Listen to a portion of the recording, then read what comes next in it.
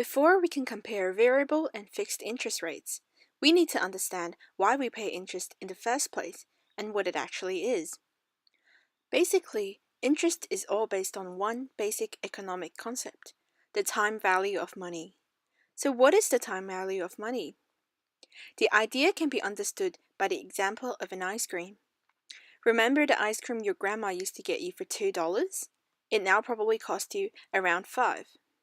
The ice cream is still the same ice cream, but the price went up.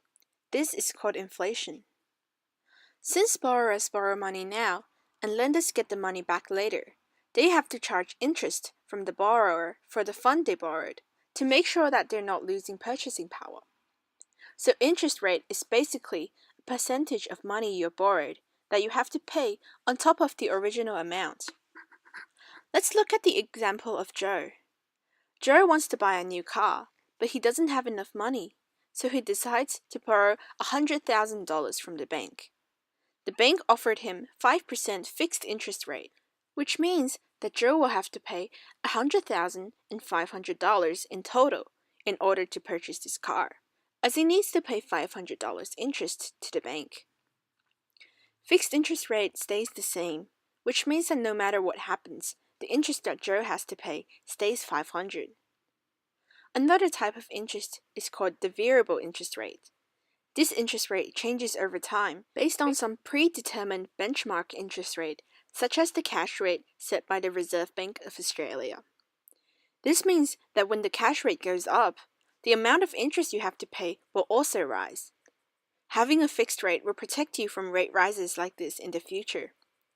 However, the fixed interest rate can also prevent you from savings if the rates go down.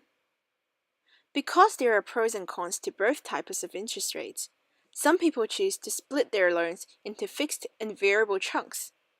This strategy gives you a mix of certainty and flexibility.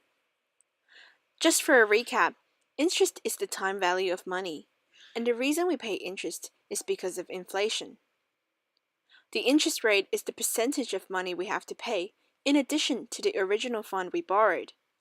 This interest rate can be either fixed or variable.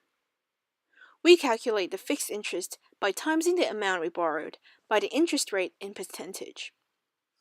Variable interest rate changes over time based on a predetermined benchmark, which makes this interest rate unstable.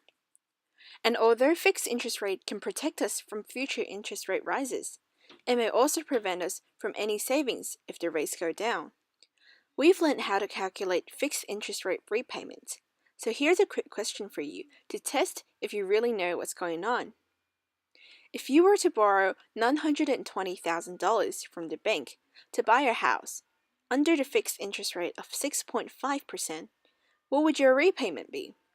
You may use a calculator to do this question.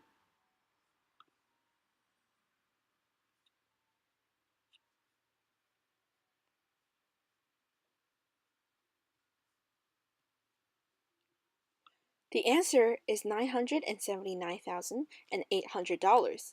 We get this number by adding $920,000 times 6.5% to the original amount of $920,000.